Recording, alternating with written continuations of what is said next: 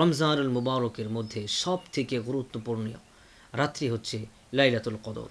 রব্বি করিম এই পৃথিবীটাকে মহান আল্লাহ পাক রব্বুল আলামিন ৩৬৫ দিন দিয়ে সাজিয়েছেন এবং ৩৬৫টি রাত দিয়ে সাজিয়েছেন। ৩৬৫ দিনের মধ্যে সব থেকে শ্রেষ্ঠ দিন, দামি দিন হচ্ছে আরাফার দিন। আরাফার ময়দানে হাজিরা যখন উস্কো খুস্কো চুল নিয়ে, ক্লান্ত দেহ নিয়ে যখন রব্বে কারিমের কাছে, মহান আল্লাহর কাছে প্রার্থনা করে, আমার আল্লাহ তাআলা সমস্ত প্রার্থনা ব্যক্তিদের প্রার্থনা কবুল করে। অন্য হাদিসের মধ্যে পাওয়া যায় তাদের সাথেও যারা আল্লাহর কাছে প্রার্থনা করে তাদের দোয়া আল্লাহ কবুল করে নেয়। সুবহানাল্লাহ।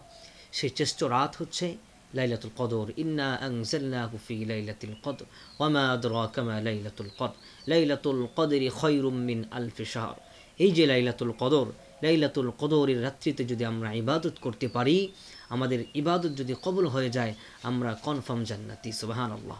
আল্লামা নজরুল ইসলাম কাসিমি সাহেব দামাত বরকাতুহুম তিনি একটি কথা জাতির মাঝে তুলে ধরেছেন। আমি সেই কথাটি আপনাদের মাঝেও সেইভাবেই আমি বলার চেষ্টা করি। আমি গতকালকে টেলিভিশনের পর্দায়, আমি নাগরিক টেলিভিশনে এবং ডক্টর টেলিভিশনেও আমি একই কথা আমি বলে এসেছি। কথাটি কি? মহান আল্লাহ পাক রব্বুল আলামিন আমাকে আর আপনাকে 65, 70, 100 বছর হায়াত দিয়েছে। 100 বছর জিন্দেগিতে আমি নামাজ, রোজা, হজ, জাকাত, দান, সদাকা, জাকাত কিচ্ছু আমি করতে পারিনি, কিন্তু আমি একটি রমজান সঠিকভাবে আদায় করেছি। সে রমজানে লাইলাতুল কদরের মতো রাত্র যাপন আমি করেছি। আমরা 21তম রাত্র থেকে আমরা 30 অথবা 29 রাত্র পর্যন্ত আমরা যদি সঠিকভাবে বেজর রাত্রগুলো জাগ্রত করতে পারি, নবী করিম সাল্লাল্লাহু আলাইহি ওয়াসাল্লাম বলেছেন শেষ দশকের রজনীতে 21, 23, 25, 27, 29 এই রাত্রগুলোতে আল্লাহ তাআলা শবে কদর দিতে পারে। কোন সময় কখন দিবেন এটা কোনো হাদিস দ্বারা এখন পর্যন্ত প্রমাণিত নয়। অতএব শুধুমাত্র যে আমরা 27 রজনীকেই আমরা কদরের রাত মনে করব তা না। কি বলতেছিলেন আমাদের নজরুল ইসলাম কাসিম সাহেব? তিনি বলতেছিলেন কিয়ামতের ময়দানে যখন রব্বুল আলামিন আমাকে তার কাঠগড়ায় দাঁড় করাবে, তখন আমি যখন আমার হিসাব নিকাশ কোনো আমল তার সামনে তুলে ধরতে পারবো না, তখন তো আমার রব আমাকে জাহান্নামের মধ্যে দিয়ে দেবে। তখন রবকে বলবো, রব, দুনিয়ার মানুষ ওয়াদা দিলে ওয়াদা লঙ্ঘন করত, ওয়াদা ভঙ্গ করে দিত, কিন্তু তুমি তো সেই আল্লাহ, একমাত্র রব, তুমি ওয়াদা ভঙ্গ করো না, ওয়াদা নষ্ট করো না।